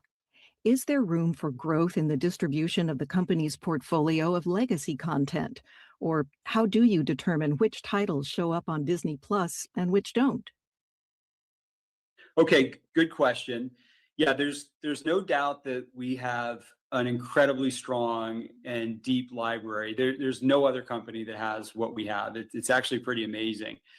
So Disney Plus, it's becoming the digital centerpiece of our company, a place where audiences can connect with our stories or connect with our characters, even our experiences. And we're going to keep pushing here, always looking at how to best bring those stories and audiences in ways that match how they want to interact with our storytelling today, and to give them the stories that they're all most excited about. I think the key point here is that Disney Plus benefits from our incredibly rich library, and we're always enhancing our capabilities to recommend the right content to the right user, and of course showcasing that content in ways that keep subscribers and fans engaged, really doing this across generations and across the world. Great question. Let's move on to the next question. How can I get a confirmation showing I voted for all my shares? Oh, that's actually a good one. I had just actually asked this same question recently. So here's what you do. If you want to get confirmation of your voting record, well, there are a few ways you can do it. You could go to the proxy vote website, and there's a control number that you have on your notice or your proxy card form. You can use that control number and you can see your voting information. Now, as I understand it, if you hold your shares through a bank or a brokerage account, you're going to want to check with your contact there to get any specific directions that they might have. But given that I've asked the question before, it's a good one and I understand it. So thanks for asking. Let's move on to the next question now. A stock split hasn't happened for years at Disney. Would the company ever consider one? Thanks for the question. Right now, we are not currently contemplating a stock split. We think that Disney stock is very accessible right now for both investors and employees, and also the stock's got a good trading volume and market liquidity. But appreciate the question. Let's move on to the next one, please. Why are Disney World's and Disneyland's Lightning Lane reservations so different? Disney World allows us to reserve at 7 a.m., regardless if we're in the park. Why isn't that offered at Disneyland? Okay, good question. We have a fair amount of guests who visit both parks, so it's not surprising that this question would come up. Walt Disney World and Disneyland, they're obviously both incredible destinations, but they do operate in really different ways. And our Lightning Lane systems they're designed to reflect how guests experience each of those resorts. So for example, at Walt Disney World, our guests typically plan farther in advance. They have more theme parks to choose from. And over at Disneyland, that resort is contained within a more compact footprint. It has 2 theme parks. They're located side by side. And there's a lot of dynamic day of flow between attractions and the parks. Now, for guests who choose to use Lightning Lane, our objective is the same regardless of which resort you're visiting. We want to offer a convenient and an optional way to reduce time spent waiting in line and add flexibility to the day in a way that fits how each resort actually operates. And like everything, we're always evaluating guest feedback. We're looking at how guests use these products. We look at operational performance, all this to make sure that we're giving our guests the best experience that we possibly can. So a good question. We have time for one last question. So let's go forward with that last question. Would Disney consider creating a unique film for Figment, or do you have any plans to bring more Figment to your parks or content? Well, there it is. I've obviously listened to these shareholder meetings for a long time, and I know that there is always a Figment question that comes up. And I got to say that I love that, and I love the fact that there is so much adoration for Figment. He has stood the test of time as a fan favorite, and he clearly continues to spark creativity and imagination across generations. And I think that's really cool. Well, given that this question is coming up, I am sure that some of our fans may have seen that Figment recently made a special appearance in the How Not to Draw Short. Neil Patrick Harris narrates this. It's really fun, and it celebrates Figment and his connection to imagination. Now, I don't have anything new to announce at this time, but I can assure you that we're always exploring new ways for guests to engage with Figment and other of our characters that fans love so much. That's a really great way to end the questions today. I want to thank everyone for joining us, and I hope everyone has a great day. Thank you for joining us. That concludes our annual meeting. You may now disconnect.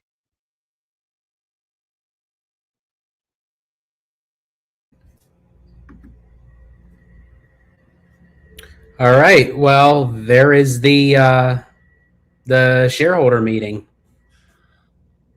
First ever for me. That was definitely interesting. I will say for the credit for Josh, I will say this is where you can kind of get the sense, like in the very beginning when it showed him and he was talking about Bob and the legacy of the company, you could see that was kind of scripted, which it needed to be. He's standing in Burbank, he has his cue cards that it has to be a specific time frame and everything. So you can kind of see where when Bob was talking and when Damara was talking, that was scripted. But when he was talking for the Q&A section of it, I have to say he spoke very clear. I agree with Remy D. He didn't stutter. There was no long-term pauses. He spoke of how he knew a lot of different assets of the company in the many different divisions. So that's a great start. I know we still have to see him in action, but I think that's a very great start. I do think that he kind of downplayed the questions for the DAS or the DOS, however people say it, because I think like in the moment you don't really know how to talk about something as touchy of a subject as that, and with him being his first day in, sure, that's that you have to be careful with that. It's interesting you mentioned that, George, because when I was listening to myself, hearing it is a very touchy subject because you almost have to tap dance around to not say something wrong, say something personal, say something that might be offensive. And quite frankly, I know he downplayed it, and I know a lot of people wanted the answer they wanted to hear from Josh. I think personally, the only other way he couldn't answer that, besides of what he answered, was we're looking into the DOS system. We've heard the complaints. We know it's difficult at times, and we are working to restructure it. I think if he wouldn't have said something like that, it wouldn't have gave people, especially people that use the DOS system, hope. Because I've seen it being at Disneyland and now being at Walt Disney World for my first time. I have seen people that clearly need the DOS system and not work to the way that it should work. And that's kind of what we've talked about, me and you, George, with the Magic Key system at Disneyland. That needs to be reworked. Then you got the Lightning Lane that needs to be reworked. So, you know, he could have answered it like that, but he chose to tap dance around. But I do have to say, though, for the Q&A, he, like George mentioned, and Remy D, no stutter. He was on point. And I felt for his first ever shareholders Q&A session as the CEO, he did very well, I think. Sorry, I think he did too. I think it was a great start. As I said, I have positive high hopes. I was kind of hoping that something would have been announced for D23, but now that the shareholders meeting is over and Josh has now stepped into that role, I would say within the next couple days, I think we should be getting the info very soon for D23 because it was showcased on the shareholders meeting on the little montage video multiple times. It was. Now, I have to bring something up, though. I know you're a veteran at this. You are a veteran. Disney Cruise Lines, what do you think about the new ship, calling it Believe? I'm glad you mentioned that. Okay, 'cause I want to showcase, because this is proof in the pudding, that of how you guys know of how I can like hit on stuff. Okay, so here's my phone. Oh, you can't see. Hold on. Man, hold on 1 second.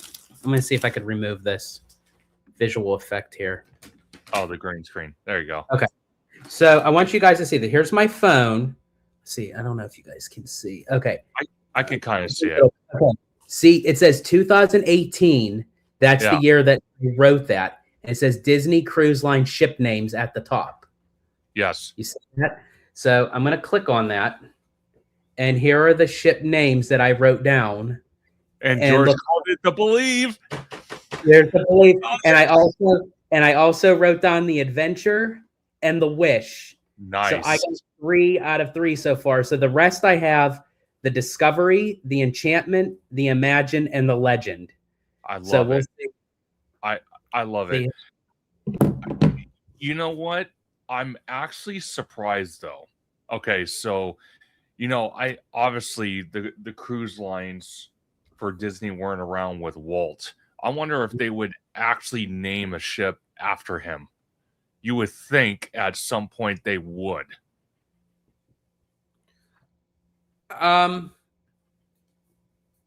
It's possible if they kind of like run out of I guess, well, in a sense, that could be what is about like for the Disney Legend, because I mean, Walt is a legend in his own right.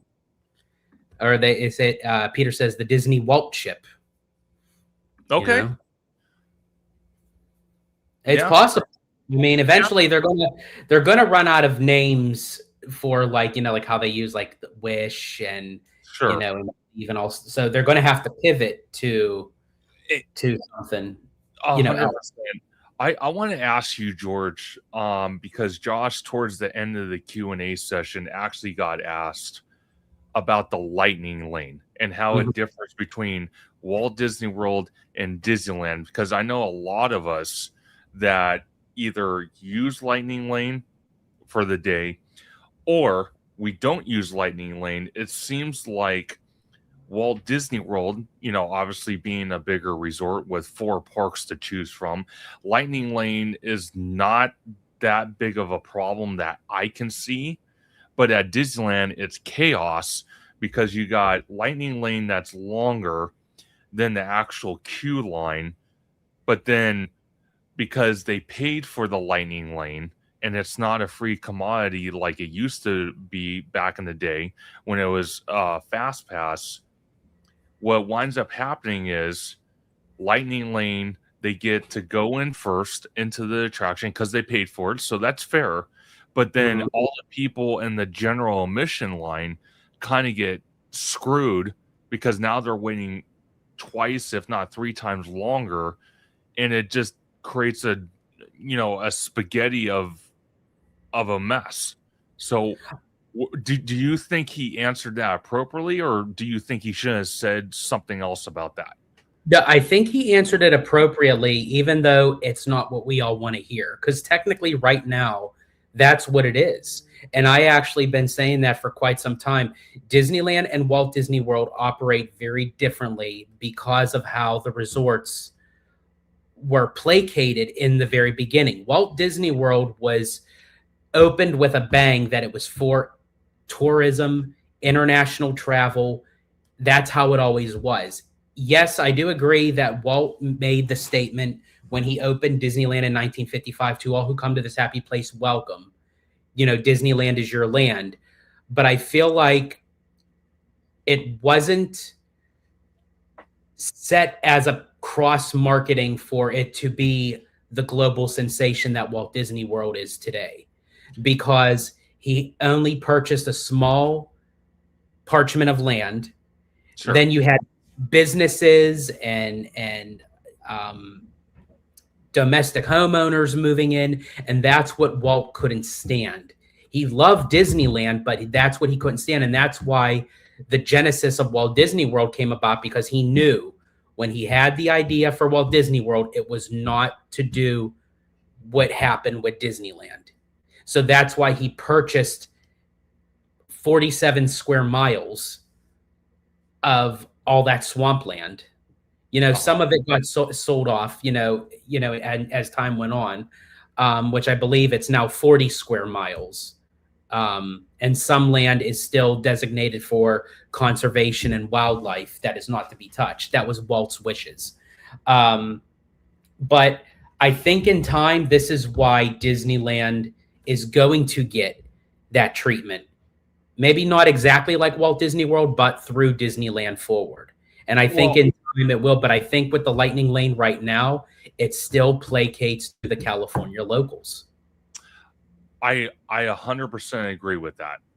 My whole thing is, again, it's day one for everybody. Josh, Dana Walden, which I'm actually surprised we didn't get any questions from Dana Walden, or at least her speak a little bit. That was kind of interesting. We saw that. We actually heard her speak at the Oscars. We did. That was like the first time. I didn't even know she had a voice. Oh my God. But going back to Disneyland though, I honestly think that going forward, you start, baby steps. I think the DOS system needs to be readjusted. I even posted in the comments during the shareholders meeting that needs to be addressed. Then Lightning Lane needs to be addressed. Then the Magic Key program needs to be addressed. And then, obviously I'm going to be talking about a lot of this stuff on the Sunday's Conductor live stream. But I think those 3 things right now are some of the biggest issues that Disney has at their parks with operations, is that. Because I've talked to people that use the DOS system, and they have to go through a hoopla of crazy nonsense to sit there and get the DAWS pass. And then I've heard people complain about the Lightning Lane, paying $30-$40 for a Lightning Lane. That's not included with the individual Lightning Lanes, and people are complaining about it. Then I'm hearing about the Magic Key program where, you have to reserve park days, which I talked to multiple cast members while I was out in Walt Disney World and they were so nice and kind and helpful. But I asked them, I said, how has it been at the parks since you guys still have the reservation system, but you don't activate it unless it's during busy times of the season? And they said, actually, it's not bad. It's actually gotten better. People are a lot calmer about it. They're not complaining as much because you got the best of both worlds. Out here, it's like they want to lock in tight. They don't want to let go of the reservation system. But it's kind of chaos, because Walt Disney World, you have 4 parks, and then you have 2 water parks on top of that. So basically you have 6 parks to choose from, basically maybe 5 parks at any given point, 5 parks to choose from. And right now at Disneyland, you only have 2. And DCA, it's going through a massive transformation, but it's just, it's frustrating. It's really, really frustrating that we can't get rid of the reservation system, or at least modify it. Because that's one thing I saw in Walt Disney World, is the modifications they've made to not only their annual pass system, but how they do security is so much more efficient. Disneyland and Universal Hollywood is in the dinosaur age, and it drives me crazy. Oh, it is. It really is. And again, I feel like it's because they feel like that they're just placating to California locals. That's the fact. But I do agree with you that that shouldn't be an excuse to be in that dinosaur age. They need to update that stuff, because it's like, you just walk through. If you don't get, buzzed, you continue on. If you do, you move over to the side. They check your bags. They wand you, all 9 yards, and then you're good to go. Yeah. Like, I think Disneyland Forward will help that.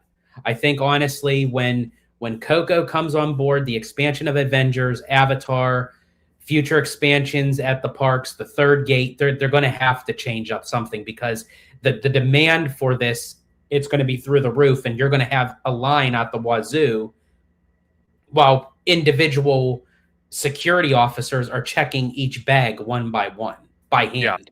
Yeah, you just can't. That's annoying. And one thing I saw at Magic Kingdom, one thing I've seen, pictures, videos, but I got to see it firsthand when I was there. Their entrance gate, even their security, and I've been saying this on my live streams, even with George on the live streams or on his channel during live streams, I noticed something right off the gate. I looked at the entrance gates, and they had a section for people that were annual pass holders. They had a section for ticket holders. They had a section for strollers. Why we cannot implement something as simple as that at our entrance gates for Disneyland and DCA, and included it with security, which had the same system out there as the entrance gates. I don't know why something that simple we cannot implement here. It would allow so much less stress and aggravation at security and at the entrance gates. I don't know why we don't embrace that. It's not something that they have to, they don't have to build infrastructure for. It's just reorganizing teams of security, reorganizing teams of cast members to make that happen. Absolutely. I completely agree with you. So I'm just going to bring up one more final topic before we get out of here, because we have to check out, and then we're going to actually head over to the parks for food and wine, which we will be seeing you very soon. But on the studio side of it, by watching that sneak peek of Toy Story 5, I have to say, I was not looking forward to it. But the more that I'm seeing of it, I think is going to be so much better than Toy Story 4. I don't know what they were smoking when they wrote the script for Toy Story 4, but I feel like Toy Story 5 is going to kind of refresh it to make it that comeback. Even though I think Toy Story should have ended with 3. It was like a great trilogy. But I think Toy Story 5 will be a great refresher. Well, let me ask you this, because I'm excited for it, because I love Woody and I love Buzz, Tom Hanks and Tim Allen, two of my favorite actors of all time. Let me ask you this. Were you shocked to see the release date for The Incredibles 3? And what was the other one? Moana 2? No, not Moana 2. Lilo and Stitch. Lilo and Stitch 2. That was the next thing I was going to bring up, because usually they save those announcements for D23. You would think. I'm really surprised they actually dropped those dates for both of those movies. Well, I'm going to tell you this: the fact that they released the dates for that, it's kind of giving me a thought that maybe they will have trailers for both those movies ready and available to release at the expo. That's very true. They may have teaser trailers, or they may have like concept art, or like sneak, because that's what they do for the films showcase. They will showcase never before seen footage that hasn't been dropped to the public yet. I remember at one D23 they dropped the trailer for Endgame, I think almost a year before it dropped to the public, or 6 months or something. So yeah, I think you're right. I think that could kind of be like a build-up anticipation for it. I think it's really cool that actually Lilo and Stitch 2 is dropping on the same day as it did last year. It dropped on May 26th. So it's going to be May 26th again, but in 2028. And then Peter asked, did we see the Spider-Man trailer? I watched it this morning. Phenomenal. I did. Very great. I can't wait to see it. I mean, it's Spider-Man. It's Tom Holland. He and Zendaya are on like a high right now. With everybody talking. They got married and what have you. But yeah, I can't wait to see it. And I think today, out of all days, was the best day for them to drop the trailer. Oh, 100%. And then also too, I wanted to bring up Hoppers, because Hoppers was brought up multiple times. Okay. Yes, that is true, Brandon. Yeah, they didn't address it because it is a Sony project, but I think just because it's in correlation, they probably maybe talked to Sony and was like, hey, if you're going to drop the trailer, would you mind waiting till Wednesday for our shareholders? I don't know if that's the case. That's just, my thought process on it.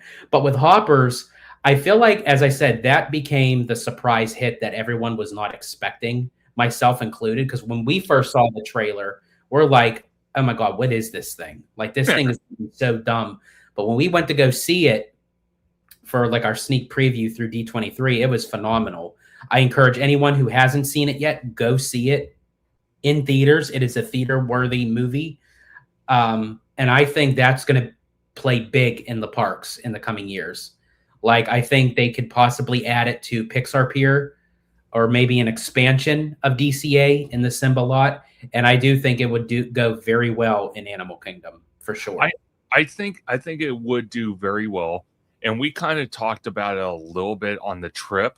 Again, I don't want to dive too much into this, because, again, I want to talk about it on my Conductor Sunday live stream if you're available, George, on that Sunday to talk about it. But one thing we kind of mentioned, because you had Bugs in the Tree of Life, the show, and then it went to Zootopia, which we watched, and then we were talking about possibly, well, what if they threw Hoppers in there as a show?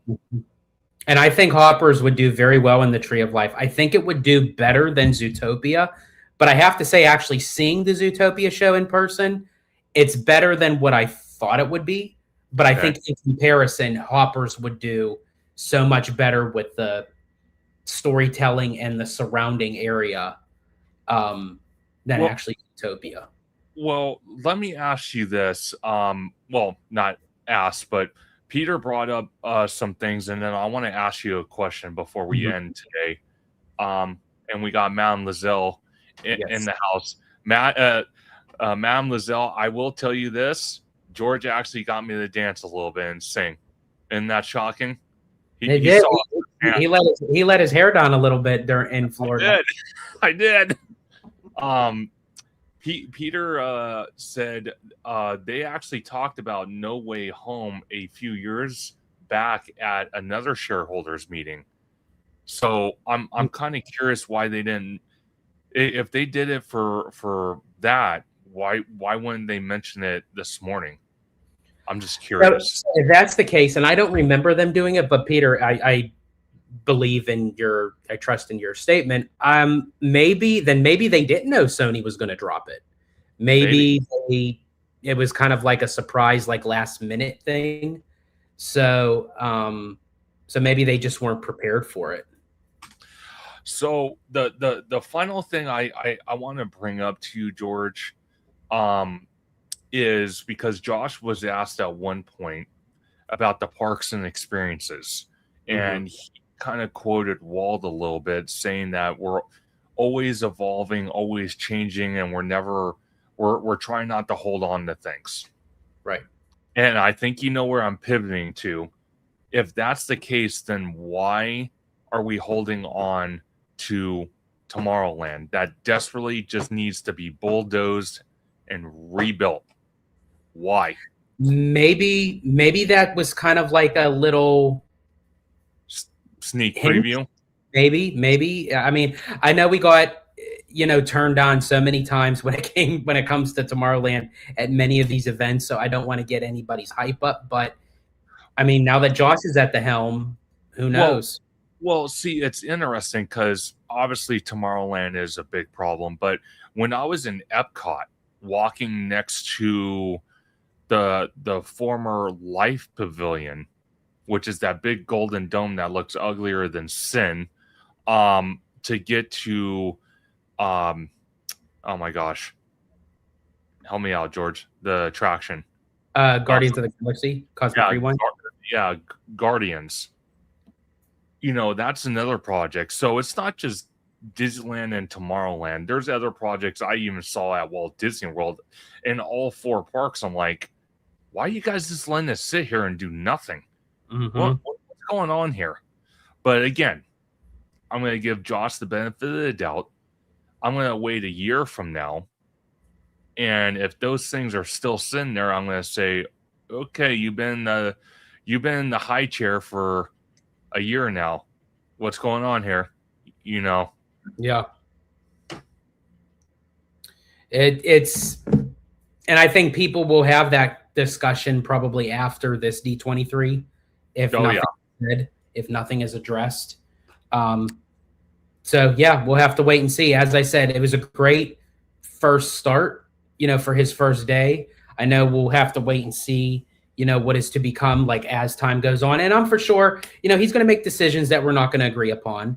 I think we would anybody, but I think honestly, this is a good, refreshing start. I really do.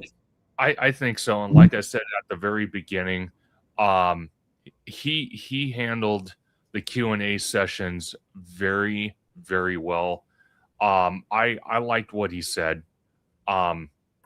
I wasn't disappointed at all. Now, like I said, the DAWs system, touchy subject. I'm kind of impressed how he maneuvered it. And then also with the lightning lane, he kind of dived in a little deeper on that. Not too much. But going forward, I desperately think those two things for sure need to be addressed. They can't go on much longer. They just cannot. But it was my first ever shareholders meeting with George and just in general.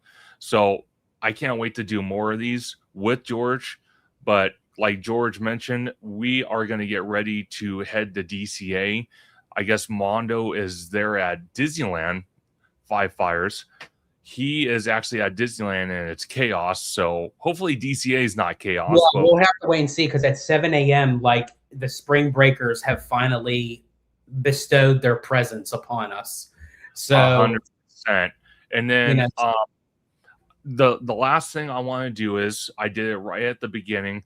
I just did it again. So now 10 lucky people will have for a month trial, but you can subscribe and keep going after a month. 10 theme park conductor memberships, all the shows that I experienced firsthand for my first ever time in person at Walt Disney World. They are all up on the channel. There's one more that's uploading, and then for my members of Conductor Ultimate fans, I do have an email. It's theme park conductor, all one word, at yahoo.com. If you just became a member or you are a member, I encourage everyone to email me at that email. That way you can receive 2 free items that are basically a congratulations for joining the members content and just membership in general. And I want to give a big shout out to Hollow Gelato and his wonderful wife Abigail for making that possible. It's a cute little button and a sticker, and actually the stickers are going to be changing through the years. Me and George are working on it very hard to have seasonal stickers. So if you are a member of Conductor Ultimate fan for Theme Park Conductor, email me at themeparkconductor@yahoo.com to send me your username so I can verify and send me a mailing address where I can ship your free items. Absolutely. Very well said. I have to work on trying to see what's going on for me gifting memberships. For some reason, it is not showcasing on my side. So I have to look into that. But in any case, in the meantime, you also could become a member of Hollow Gelato as well. I am also dropping all the live shows and entertainment portion of our trip. 2 videos just dropped for members this morning, which was the Festival of the Lion King show at Animal Kingdom and The Little Mermaid at Disney's Hollywood Studios. There is more to come for members, so please feel free to become a member of Hollow Gelato. And also, of course, just check out the channel in general. There's a lot more content coming out, especially from the trip. And thank you, Ryan, for joining. Great to have you in. And really quick, one last question from Mademoiselle. No, they did not mention anything of D23, but I'm for sure within the next couple days, now that the shareholders meeting is over, and Michael Vargo said that it would be at the beginning of April. We should be getting the news probably within the next couple days. So I just wanted to mention that. But in any case, Conductor, thank you so much for joining me on the shareholders meeting. Conductor will more so move forward with doing the shareholders meetings and the quarterly earnings calls with me. So definitely look out for that in the near future. I want to thank everybody who was able to join us for the shareholders meeting. Thank you so much. And congratulations to the 10 people that was gifted the free theme park conductor memberships. But in any case, Conductor, if you want to let everyone know where they can find you on social media. Absolutely. You can find me on YouTube and Blue Sky at Theme Park Conductor. You can find me at Instagram at theme_park_conductor. You can also find me on X at Theme Conductor, TikTok at Theme Park Conductor 1, and every Sunday at 5 or 7 p.m. Pacific Standard Time for Conductor Sunday live streams, where I have amazing guests like the one and only George from Hollow Gelato, as he gives his spicy Italian theme park opinions, and I love him so much for it. And so many others as we break down Disney and Universal news. We speculate, we talk rumors, and everything that is theme park related. And then this coming Sunday for the live stream, just to give everyone a sneak preview, I will have George on and we will be discussing our trip in more detail, or we're going to have other guests on. We're still working it out, but definitely stay tuned for this Sunday because it's going to be a great one. I can't wait to see you all there. Absolutely. And of course, everyone follow me, George the Disney Italiano, and Abby on Hollow Gelato. You can find us on Instagram and here on YouTube. But in any case, we got to check out Conductor has to get his butt down here, and we're heading over to Disneyland for food and wine. And definitely look out for that content as well, because we'll be working on that on top of still doing all the Florida content for you guys. So a lot on the horizon, just like the shareholders meeting that tomorrow has promised us for a great, big, beautiful tomorrow. In any case, again, thank you all so much for joining. I'm George, the Disney Italiano. And as I always say, in Disney Italiano fashion, stay safe, stay healthy, stay Disney. Italiano out.